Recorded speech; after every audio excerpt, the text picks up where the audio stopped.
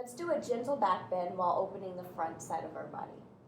If you have a yoga block, you can use that to help. If you don't have a yoga block, you don't need it. You can just imagine that you have one there in its place, providing engagement or alignment.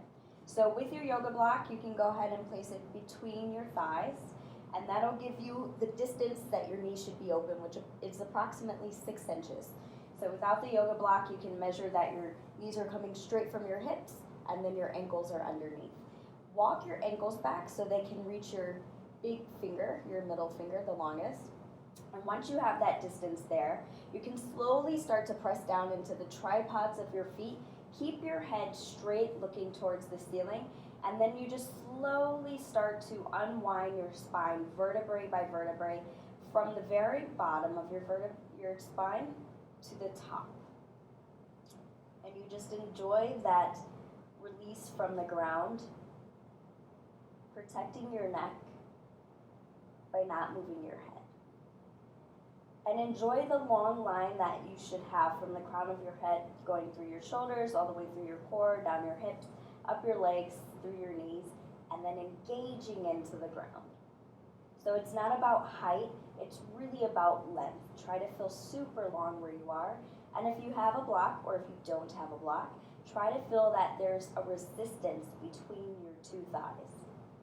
And then to release, you can slowly articulate your spine, vertebrae by vertebrae, to release your spine back down safely. And you can even make that into a flow so that you start to flow up.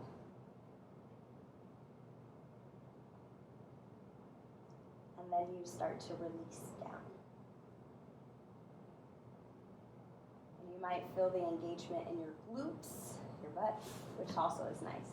Now, if you've got your yoga block, one last thing that's really good is to have a supported bridge. So if you take your block, you can start maybe on the lowest height, and you can place it where your sit bone would be, approximately where you would sit in a seat at the very bottom of your spine, and you can just let it lay there so that you're really resting your pelvis on the block. And if you feel like you would like a little bit higher engagement, you can just simply bring the block to the next height, and you can lie, and you can enjoy this supported bridge. And one thing I really like to think about is opening the chest cavity.